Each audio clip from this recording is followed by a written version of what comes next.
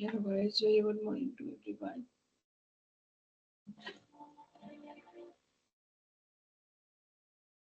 Am I audible?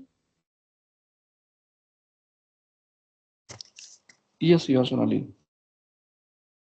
Okay, so have you guys done your homework?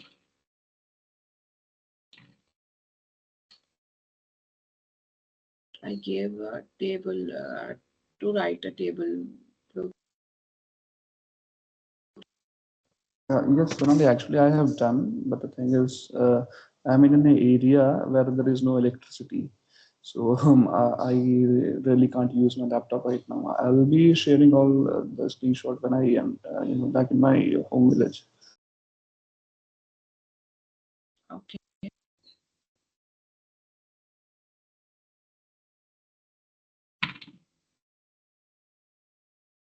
Okay, others. Gayatri, Malakshmi, Naveen, Viraj.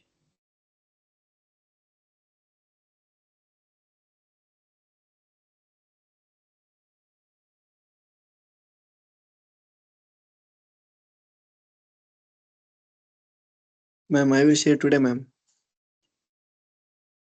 Okay.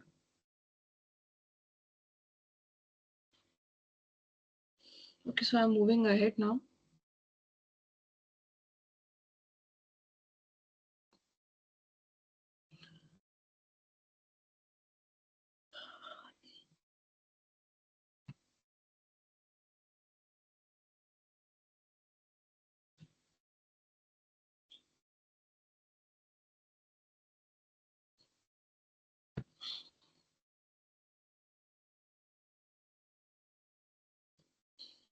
Every day we will be doing one or two shells so that practice is there. Shell scripts.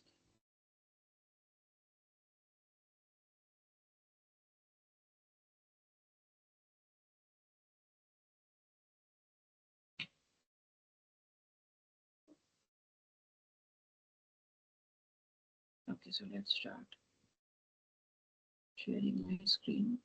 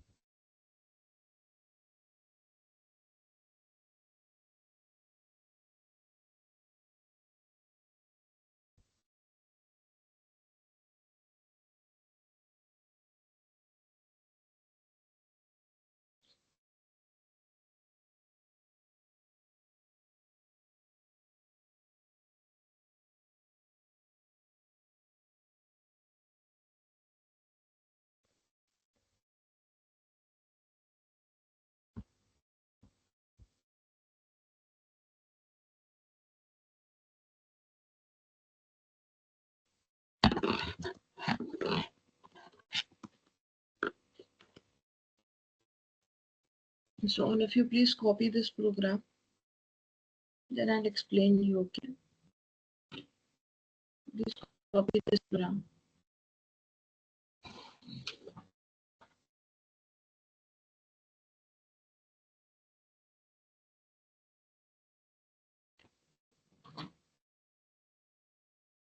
The file name is timer.sh. Copy it.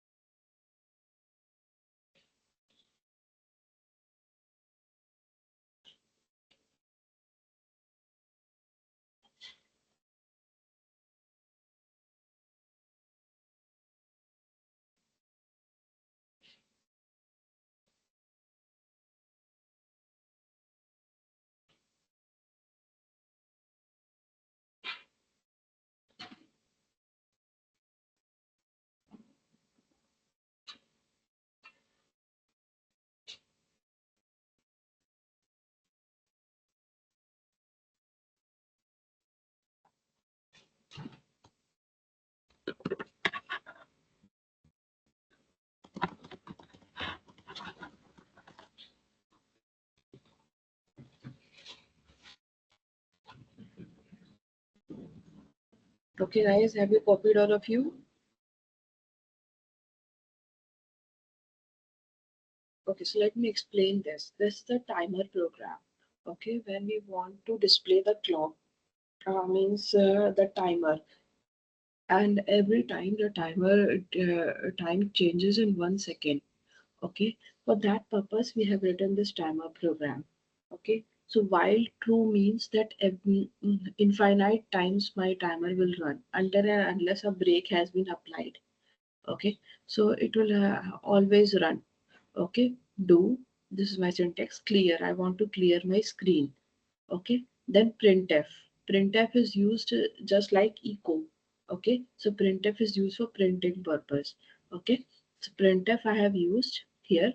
Okay, so printf is for printing purpose, whatever I print. Okay, so backslash n used to know that new line character. So 8 to 10 new lines I want to give.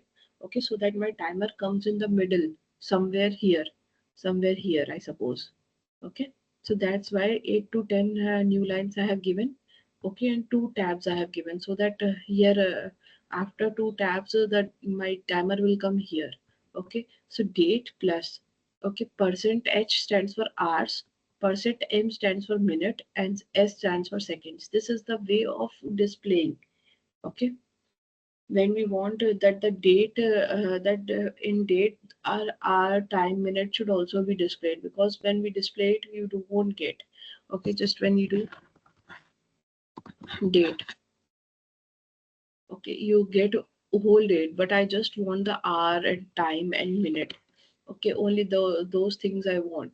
For that purpose I get this. Okay, then the last we have sleep one. Sleep one stands for every 1 second. After every 1 second, my date should change. So that's why I have put sleep one. Okay, and done. Let's see.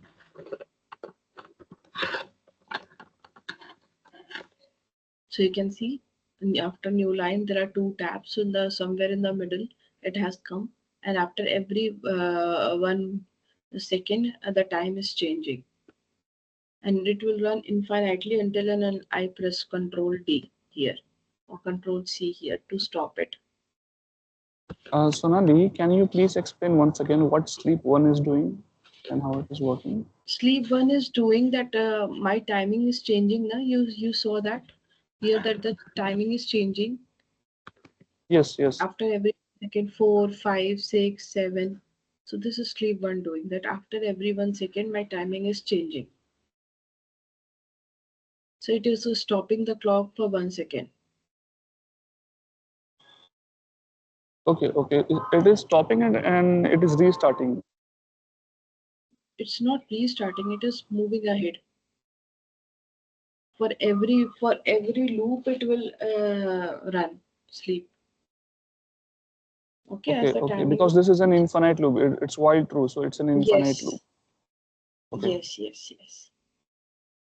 Okay, everybody has done it. Have you done it, Srinath? I'm unable to operate my laptop. I'm in an area with no Oh, electricity. okay. Viraj, have you done it? Yes, ma'am, done it. Okay. Okay, so we are moving ahead now.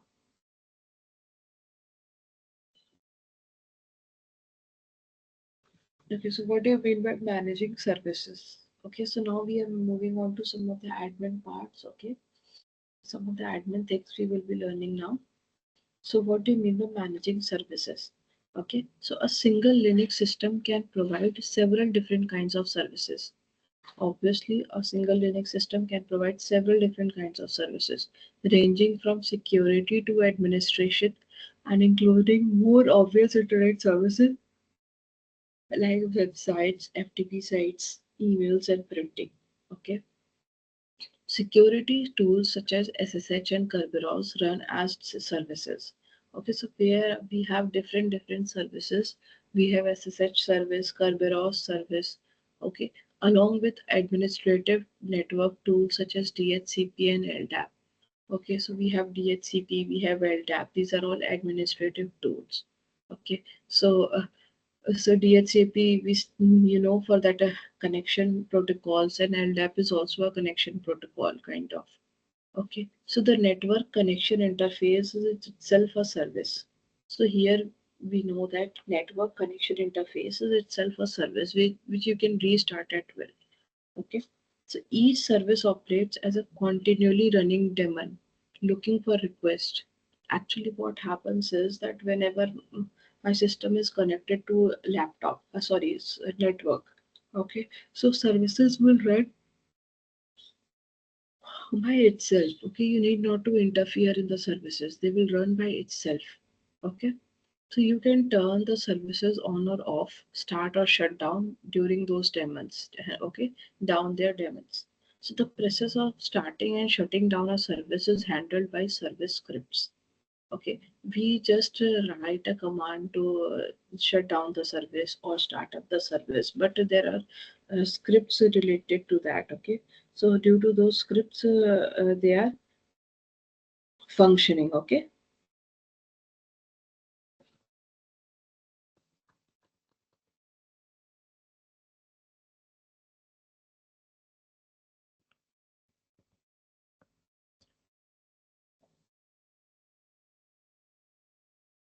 so this part is guys more and more theoretical part. Okay, so etcrc.t file. Okay, so inside my etc directory, okay, we have rc.t file. Okay, so each time you start your system, it reads a series of startup commands from system initialization files located in your etcrc.t directory.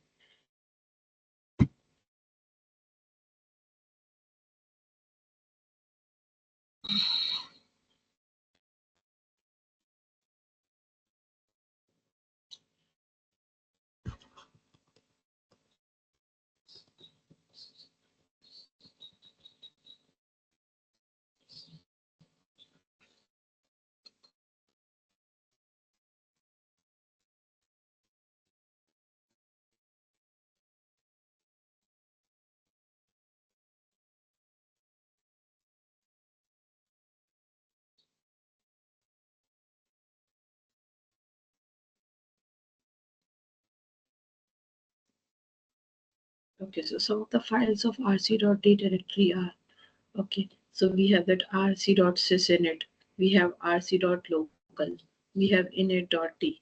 Okay, we have init.t. Okay, so these are files which are meant for some purpose in Linux. Okay, so they have their own purpose. Suppose that etc sits init.d file. It holds the commands for initializing your system, including a mounting and unmounting of your file system. Okay, so all the commands are there. Okay, which are used for initialization of our system. Okay, when our system is getting started. Okay, including the mounting and unmounting of our file system as well. Okay,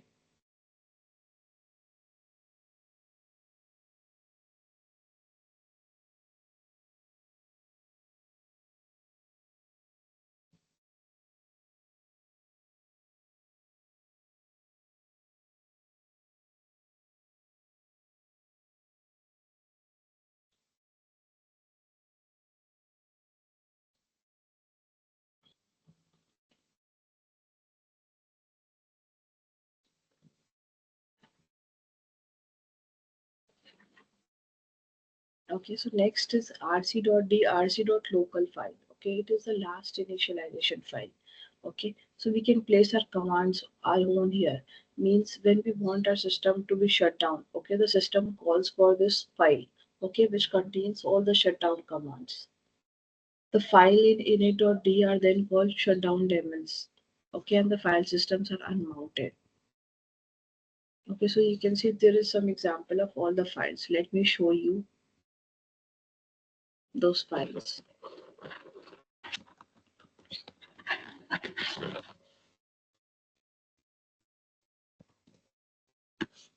So we have /etc. We go. So you can see many different files are there. Okay. So you can see rc0.d, rc10.d. They're all, oh sorry, they are directories.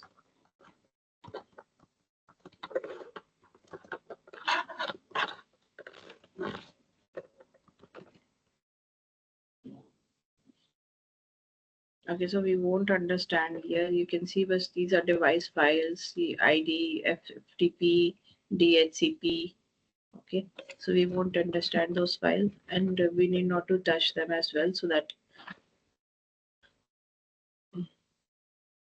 come my system functioning is disrupted.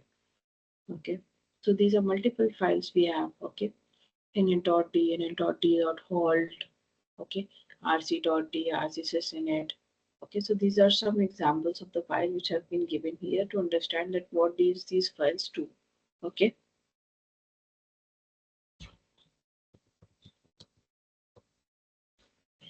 Okay, so suppose I have to start a service. Okay, suppose I have to start. Okay, a service. Okay, so what to do? Suppose I have a service cron. Cron is a daemon. Okay, so I'll be starting that service. Okay, so firstly, what we do is here we have to check the status. Okay, so let me show you the status of all the service.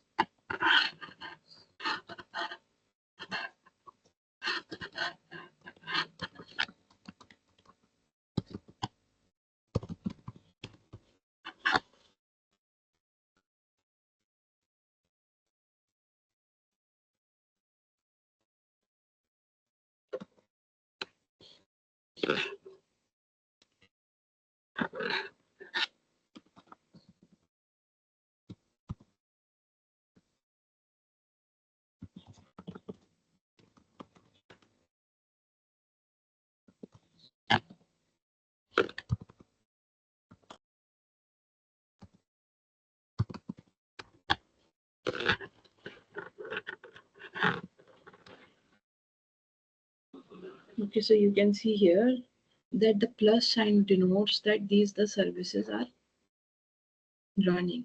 Okay, and the minus sign denotes that the services have been stopped for some or the other reason. Okay, so here you can see that SSH service is running, DHCP they all are running. Okay, FTP is running. Okay, so all of these services are running.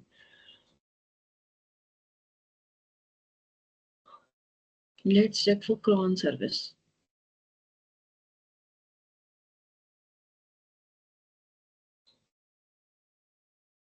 So you can see this cron service is also running.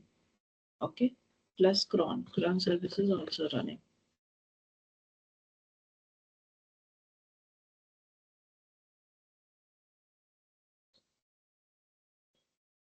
Okay, so what I do is sudo service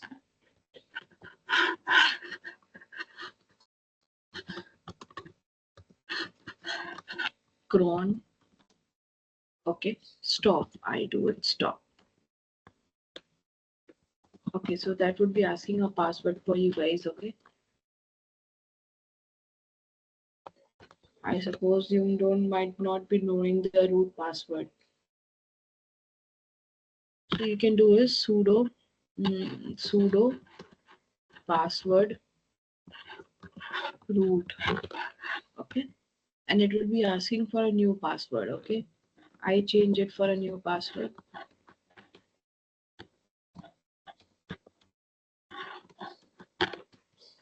Okay, so it has been updated successfully. Okay, sudo password root. Okay, so your password will be updated successfully.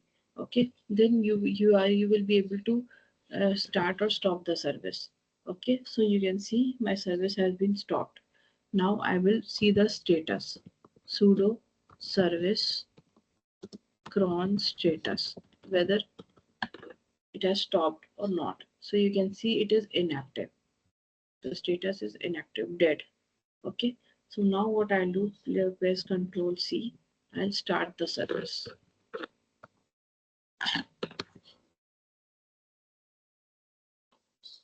Now let's check the status. The service is active and it is running properly.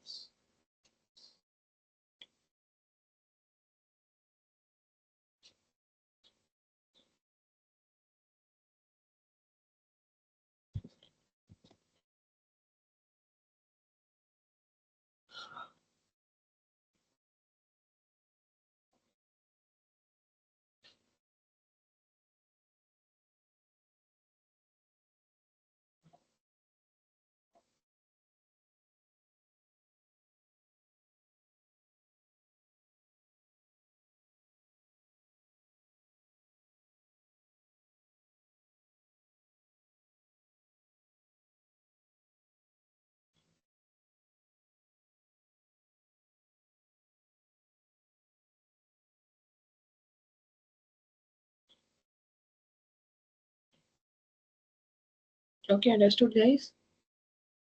All of you have done it?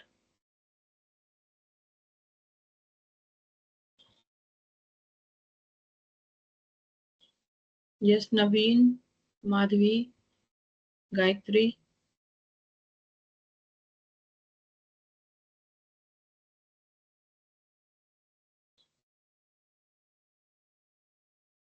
Viraj. Doing, ma'am. Okay, do it.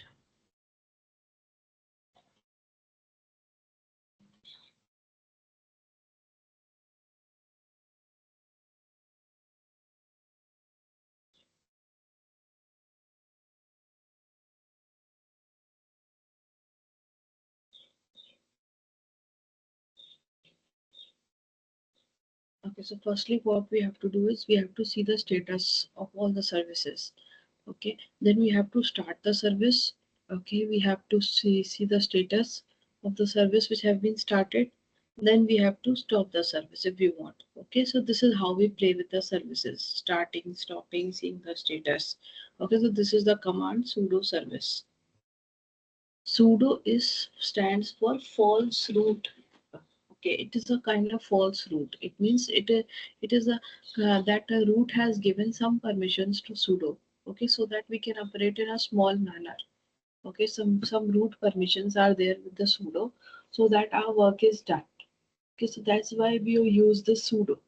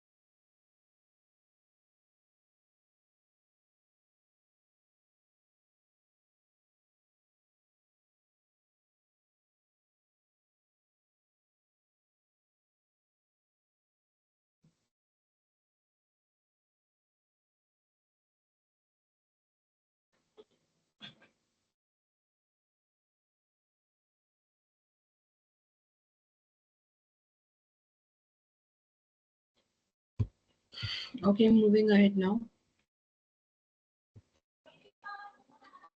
Run levels. Okay, so what do you mean by run levels? A run level is a state of init. Run level. Okay, it is a let me tell you that run level, what is meant by run level. Okay, there are different kinds of run level. Firstly, okay, that single user mode. 1, 2 stand for multi-user mode, whichever mode I want. Okay, that if I want that my system should run properly. Okay, multi-user mode with networking, undefined, reboot. These are the run levels. Okay, let me explain it what it is. It is a state of init. Okay, and a whole system defines what system services are operating. Okay, it is just a state of init. Sonali, Means what from is the in it? starting. Init is the first program which is started. Okay, initialization. Okay. It is the first program which is started when our system boots up. Okay, I told you earlier also that when we do PS, I showed you when I do PS-AEF. So you can see that the first program has been init. Okay, with PID1. Okay, it is the first program which is started by the system when it boots up. Is it clear? Okay. Yeah. In each and every programming means it's not only in Unix. Everywhere you go, the first program which is loaded into the memory is init program. Okay, and he is the father of all the other sub programs which are loaded into the memory. Okay. Got it. Okay. So a run level is a state of init. Okay, and the whole system defines what system services are operating. Okay, so they are identified by numbers. Okay, run level is a mode or a state in which a Linux system operates. It has a crucial role in the management of Linux systems. So whenever a Linux system boots up, okay, suppose whenever my Linux system is getting booted, okay, so firstly the init process is started, which is actually responsible for running other startup scripts that which may involve initialization of your hardware, bringing up the network, and starting the graphical interface. Okay, so all these things are done. Okay, whenever my Linux system boots up. Okay, so firstly the init process is started. Okay, which is actually responsible for running other startup scripts. Okay, and which may involve initialization of your hardware, bringing up the network, and starting the graphical interface. Now the init first finds the default run level. Okay, now first what init will do to check if what is my default run level of the system. Okay, so that it can run and start the scripts corresponding to that default run level. Suppose a run level can be simply thought of as a state of your system. Okay, if a system is in single user mode, okay, it will have run level 1. If the system is in multi-user mode, it will have run level 5. Okay, so it can simply thought of the state of our system. Okay, so here you can see that these are one single user mode, which means that it does not configure network services. Okay, it starts the daemons and allow or nor it does it allow non-root logins. Okay, other root logins are not allowed. Okay, multi-user mode, it does not configure network surfaces or start network daemons. Now, multi-user mode means multiple users can connect. Okay, but network services are not there. Multi-user mode with networking, multiple users will also be there, as well as uh, networking will also be there. So it starts the system normally. Fourth is undefined and not used. Fifth is X11. It is run 11 means that the multi-user mode with networking is there, as well as a display manager. Okay, is also there. Six is reboot. Okay, so these are the different run levels here. Okay, so who space hyphen R is used to check the run level, or who space hyphen R is used to check the run level. Okay, so the run level here is 5. It means 5 stands for X11, means multi-user mode with networking as well as display manager. Okay, our run level.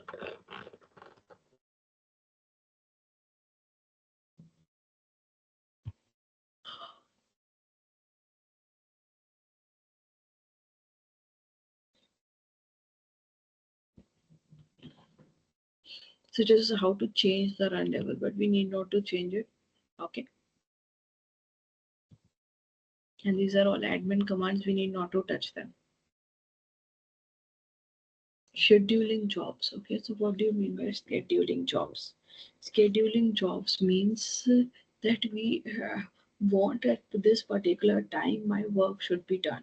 Okay. That some particular time my work should be done. For that purpose, we use the scheduling jobs. Okay. So what do you mean by scheduling jobs? Okay. So cron is a type of daemon which is used for job scheduling actually. Okay. It is a type of daemon which is used for scheduling of jobs. Okay, so cron jobs are suitable for servers which run 24 cross 7 continuously. Okay. So cron jobs are suitable for servers which run 24 cross 7 continuously, while the anacron is better suited for desktops and laptops, okay, which are powered off when not in use. Furthermore, cron is more granular and can run jobs at a very specific time, okay, while anacron has a minimum time interval of once per day. Okay, so we need not to learn more about anacron, okay, but the cron is very, very essential. It is used in everyday work. Okay, so it is used for scheduling purpose. Suppose I want that at this particular time the mail should be sent to that particular user at midnight or any time. Okay, so we schedule a job. Okay, we schedule it somewhere. Okay, and it is done by itself only. Okay, so these are some mm, descriptions about cron. Used to execute scheduled commands. Okay, it is used to execute scheduled commands. It assumes that the system is continuously running. Okay, it assumes that our system is running continuously. Okay.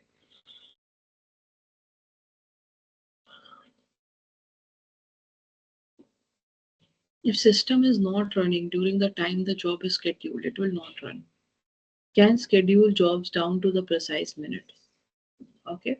Universally available on all Linux system. Okay, this is universally available on all Unix system and it is a daemon. Sonali, how a daemon can be defined? I mean, what is a? I mean, in simple words, can you please define what Daemon is is a daemon? kind of ghost. Daemon is a kind of ghost. Okay. These are daemon processes are those processes I have Okay. explained already. I explained already when I was teaching process. Okay, what are daemon process? Daemon process are those process which are running in the background by themselves. We need not to intervene. We need not to interfere in their processing. Okay, they are running in background by themselves. Okay, so those are known Okay. as Okay. daemon processes. Yes, so cron is also a daemon process. Okay, cron is also a daemon process. Okay. So anacron used to execute commands periodically. Okay, suitable for systems that are often powered off. Means for small laptop PCs we use anacron. Okay, but I have never used it, but I have read it. Okay, but I have never used this. We use cron only in our day-to-day functioning. Jobs will run if it haven't been executed in a set amount of time. Minimum time frame is 1 day. Anacron is not a daemon and relies on other methods to run. Okay, so we will be learning about these three daemon scheduling capabilities. We have at command, we have batch command, and we have cron tab command. Okay, so three scheduling capabilities we have. We have at, we have batch, and we have cron tab. Okay, so three scheduling powers we have: at, batch, and cron tab.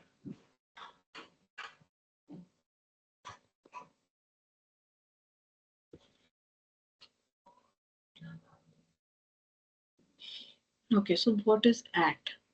Okay, at the service is ATD. Okay, so let's check for ATD.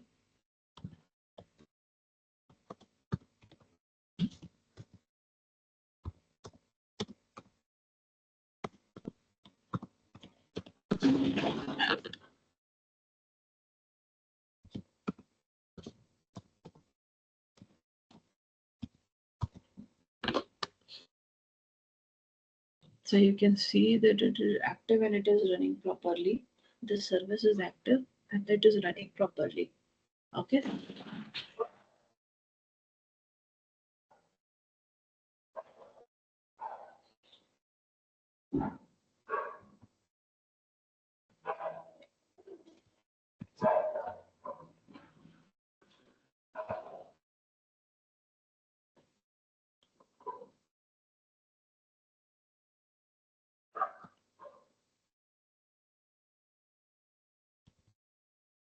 So add can be used to schedule a job only once. Okay, but when only once a job should be done. For that purpose, we use this add command.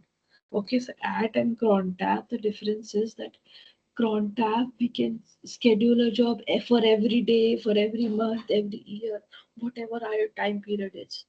Okay, for that purpose, we can use this cron tab command. But add is used for one time only. Okay. So it can be scheduled the job only once. The name of the service is ATD as I have shown you. Okay. Now I'll be showing you a small example of how to use the add command. Okay, so firstly we will check the date. What is the date right now? Okay, so it's 7:54. Okay, I schedule my job for 7:56. Okay, at 7:56 a.m. Okay, what I have to do is echo hello, I'm Sonali, and this should be sent to sv.txt. Okay, I do exit, Control D.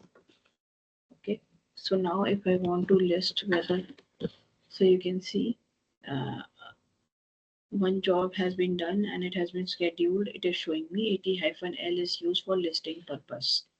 Okay, now let's for the date timing it that it should be 7:56. Okay, then only our task will be done. Okay.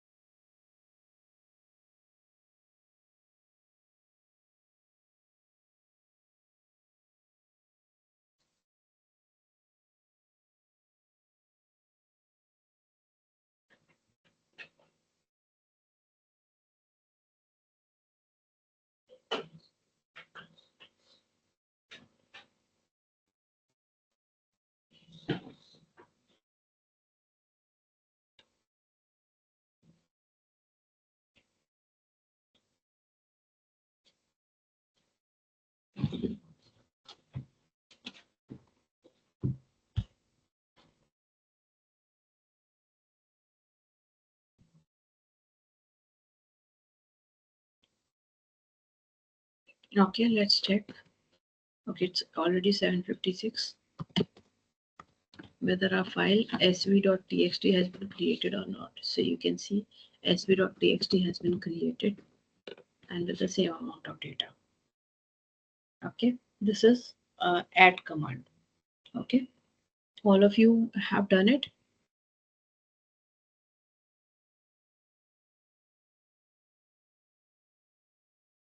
Viraj, did you try? No, I'm doing it. No. Okay. Any problem, Viraj? No, ma'am, no problem. Okay. Okay, so this is how we do it. Okay. Now next is cron tab command.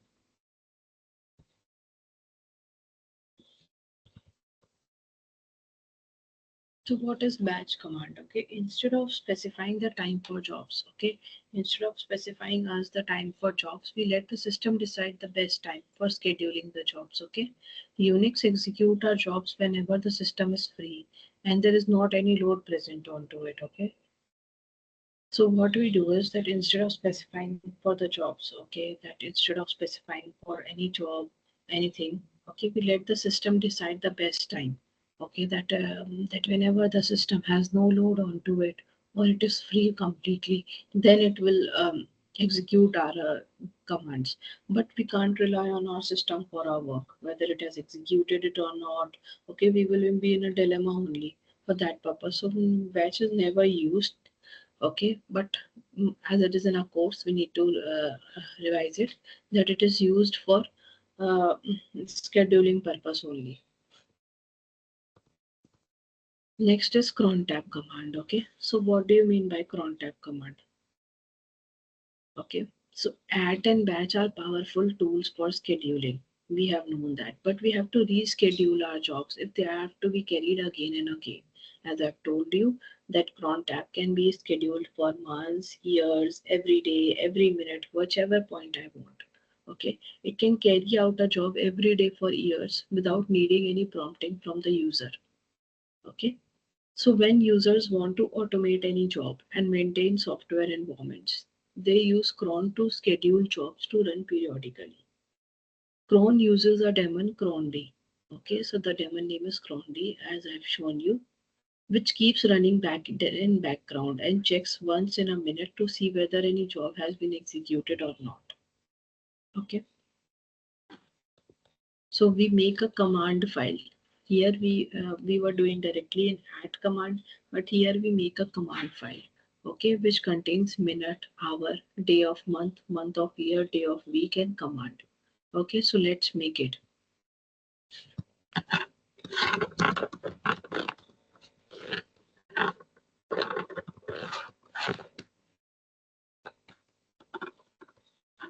Okay. So right now, what is the time? Firstly, check it. Okay, it's 7:59. Okay, so I'm making it for 8:1. Okay, for once 8.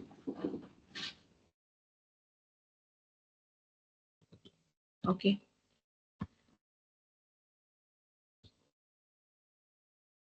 So this is day of month, month of year, and day of week. Okay, so day of month, it is at first day of month. I have made it asterisk, which means that nothing. Okay, here. So I have made all of these asterisk. Okay, now this is eco hola. Okay, I'm changing it to somewhere else. Eco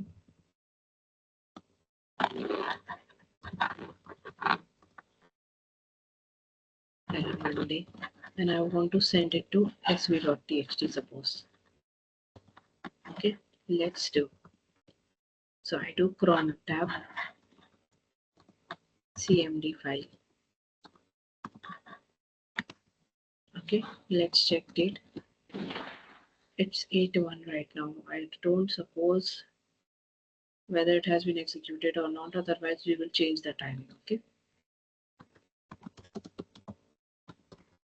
Okay, so it has executed. You can see Hello Monday has come inside my file. Okay, let me explain you the CMD file again. Okay, so here I took a first is this minute. Okay, it was 8:1. Okay, second is hour. Okay, so it is 8. Okay, then these three I have made asterisk because right now I did not put some data inside it. It was day of month, month of year, and day of week. Okay, and the last is the command. Okay, so these are the things we need to fill. Then we need to do cron tab cmd file. Okay, cron tab cmd file. Okay, I need to check the date at what particular timings. Okay, give a date 1 or 2 minutes ahead of it. Okay, so I gave 1 minute ahead of it. Whenever I pressed cron tab cmd file at that particular time, my work was done. So any work we can do right now. I have done some insertion inside a file. Okay, you can do any work of your choice. Is it clear to all of you?